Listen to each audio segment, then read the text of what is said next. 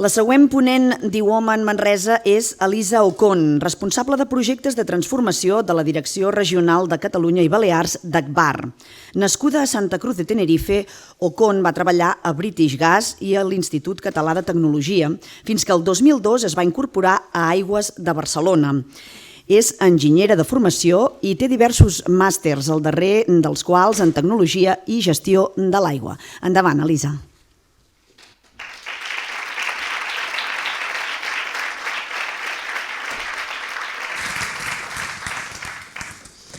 Bé, molt bon dia a tothom. Us he de reconèixer que al principi, quan em van comentar de venir a fer aquesta col·laboració, vaig dubtar, vaig pensar, realment, què he d'anar a explicar, on no he d'anar? Vols dir? Però de seguida que em van explicar el tema de què tractava, no vaig dubtar res. No només perquè és un tema que trobo superimportant per poder avançar tots junts com a societat, sinó també perquè és un tema que m'ha tocat a mi viure des de ben petita. I ara us explicaré per què. A mi, de petita, no sé per què no m'atraia jugar a nenes. Les nines, no sé, m'agrada potser la barriguites, us en recordeu? Petites, rechonxes, no? Es deixaven estimar. Però, per exemple, la Barbie no m'agradava. Aquí tenim una foto, per exemple, de fent el dinar i una altra recollint els plats. Fixeu-vos el modelet que porta. Supertípic per fer qualsevol feina a casa, amb talons. S'ha modernitzat, cert. Aquí tenim arquitecte, casc rosa. Aquí tenim una enginyera, per exemple, amb martell rosa, amb botes roses. I aquí tenim una influencer, per exemple. Veieu la maleta rosa i complements roses. També estava la Nancy. Aquí està vestida de núvia, perquè a les nenes ens deia que el nostre somni havia de ser casar-nos. I aquí d'infermera, que no de metgessa. També s'ha modernitzat i la tenim d'esportista, aquí ciclista, i de tenista. Veieu un altre cop el casc rosa, fins i tot les rodes de la bicicleta rosa, la raqueta rosa. Jo crec que s'estan imposant aquest color i realment hauria de ser algo optatiu, el rosa per les nenes i també pels nens, per què no? Jo més aviat m'agradava moure'm, ho necessitava. La meva mare sempre em deia: Elisa, vés a la botiga a comprar pa, però no corris, que et sues. Jo a la que girava la cantonada corria, perquè era una necessitat que tenia. Jo jugava a futbol, jugava a bàsquet, jugava a vòlei, a tenis, a ping-pong, càniques. La veritat és que se'm donava bé, era una cosa que em sortia natural sense gaire esforç. Tots sabem que els nens i nenes de petits tenen la mateixa força i la mateixa resistència fins que es comencen a desenvolupar. Llavors aquí sí que hi ha diferència física en aquest aspecte.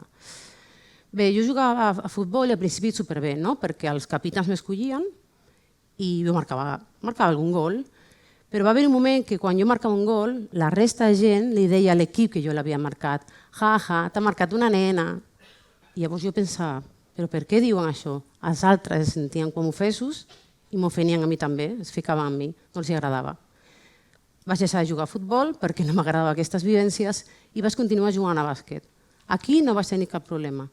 Aquí jugava, ningú em deia res, però com a anècdota divertida pot ser que un dia jugant els nens no em coneixien i no em defensaven. Jo crec que pensava, com que és nena, no sap jugar. I fins i tot quan anava a llançar canasta, jo crec que deien: pobra, prou feina ja tens, nena, que no arribarà ni a canasta. I clar, quan veien que podia jugar com qualsevol altre, llavors sí que aquí sí que tornaven a defensar. Jo soc d'un poble del nord de Tenerife, i aquí hi havia un equip federat masculí des d'infantil fins a sènior, minibàsquet a sènior. No hi havia cap de femení. Un noi més gran que jo em va dir un dia si volia muntar un equip de bàsquet perquè m'agrada molt jugar. I jo li vaig dir que sí. Vam aconseguir noies per jugar i vam aconseguir fer un equip de bàsquet també federat, com els nois. L'equipació dels nois potser era blava, semblant a aquesta, era superxula blava, potser tenia algun toc vermell o groc o blanc, no recordo ben bé. I el de les noies, òbviament, nosaltres pensàvem que seria la mateixa, perquè realment el Barça de dones i d'homes són blaugranes i els nens i les nenes són blaugranes. Doncs algun il·luminat d'allà va pensar: com que som nenes, anem a la botiga i comprem la més econòmica. I van aconseguir unes taronges fosforito, no com aquest, més fosforito, no les he trobat a internet.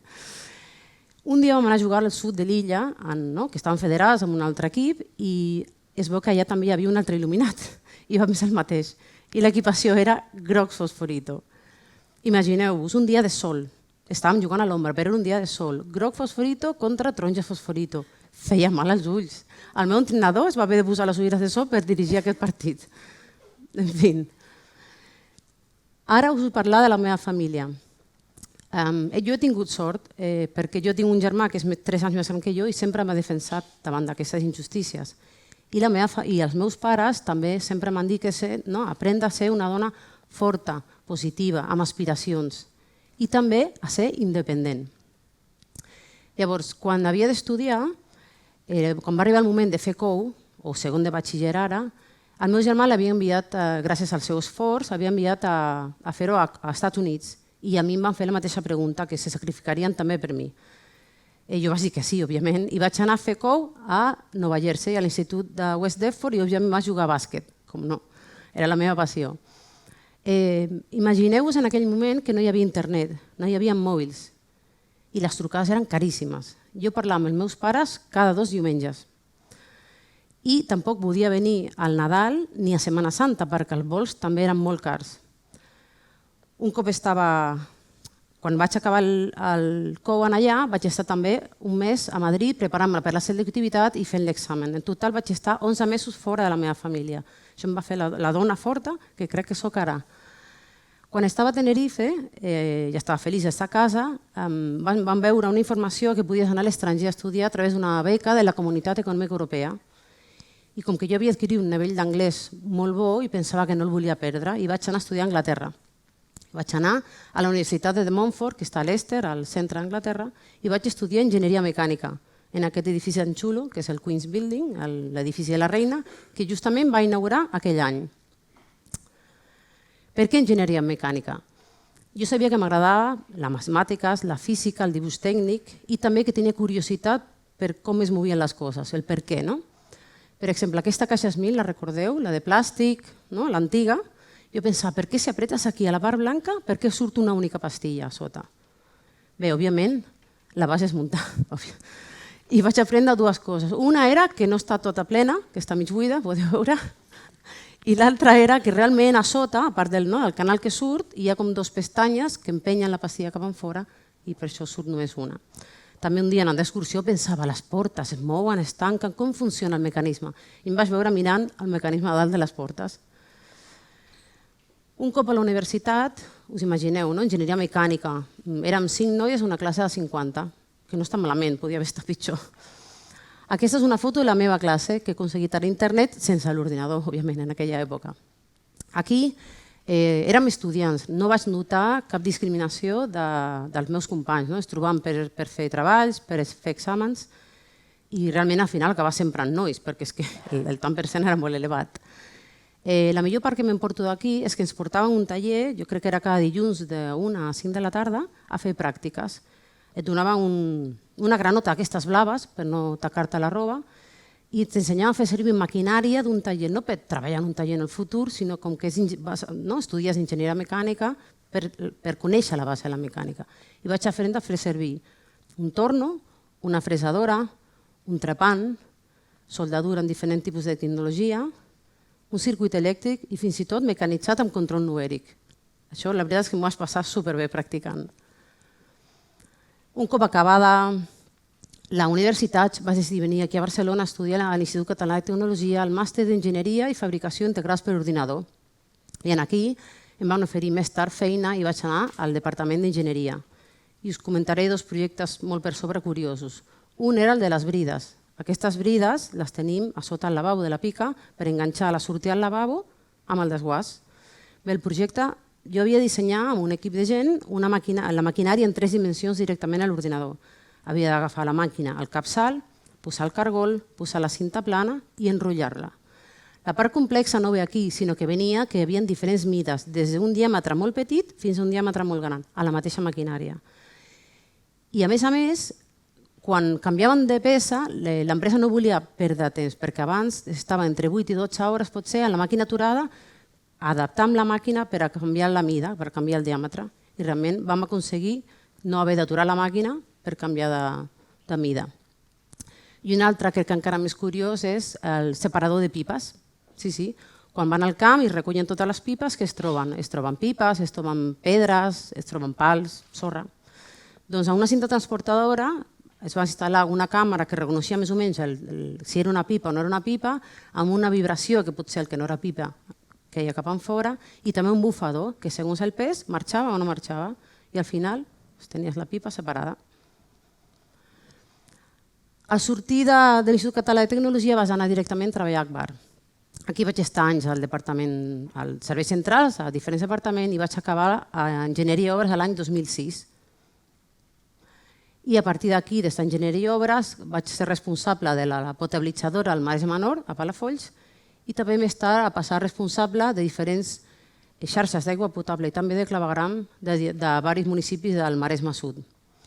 En tota aquesta experiència, al principi, a mi m'agradava molt, tenia moltes ganes, però pensava, què poden pensar els operaris? Perquè jo ara vaig, soc responsable d'una obra, què em poden dir? La veritat és que he de dir que cap ni un comentari i cap ni un mirament en aquest tema. M'ho vaig passar superbé, realment feia un molt bon equip i va ser una època molt important en la meva vida. I fins fa un mes i mig gairebé que estic com a responsable de transformació de la Direcció Regional de Catalunya-Balears. Realment, penseu, amb tot el que s'ha explicat, tota la meva experiència, tota la carrera, també a la feina, penseu realment que és una dona en un món d'homes? No penseu que una dona pot arribar a càrrecs superiors, a portar direccions fins i tot una àrea general, o pot ser com d'operària o d'encarregada? Jo estic convençuda que sí. Aquí tenim una foto d'un dels meus equips que portava al Maresme i veieu que l'ambient és superbo. Realment, ara a vegades ens veiem i ens alegrem de veure'ns encara. I aquí tenim una prova de que poden ser operàries, encarregades, electromecàniques, buscafuites, per què no?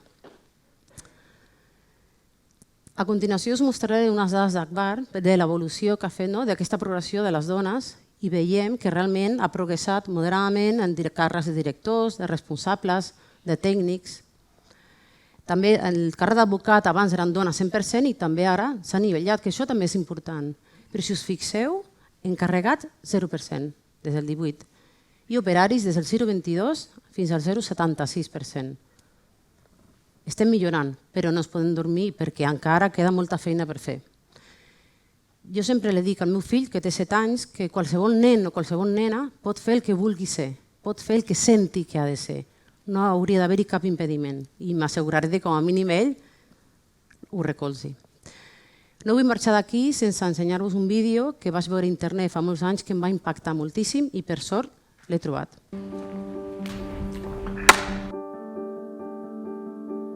Hi, Erin. Hi. Okay, so I'm going to just give you some actions to do. And just do the first thing that comes to mind. Show me what it looks like to run like a girl. My hair.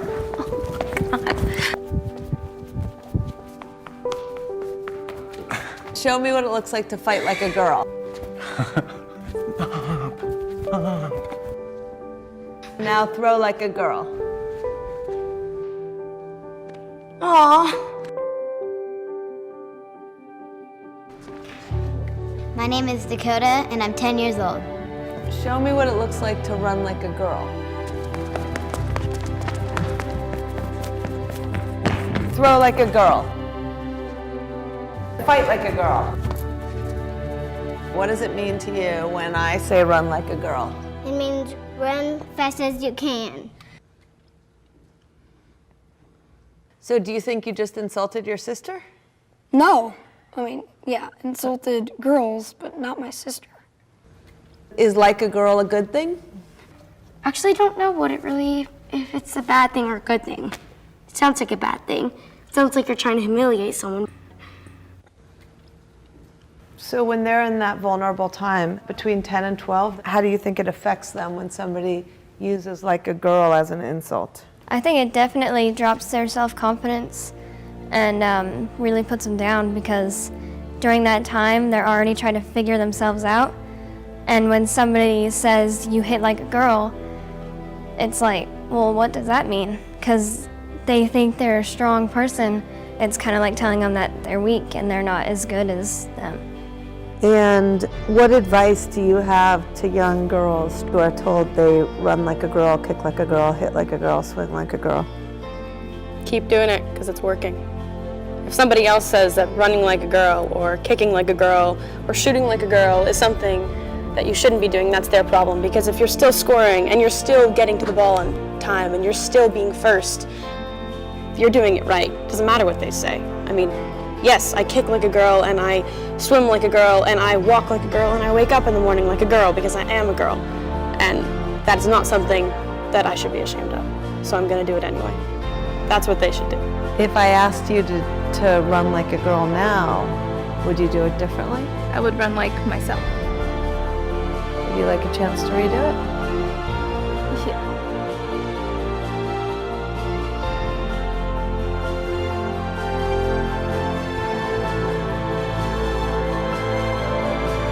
Why can't run like a girl also mean win the race?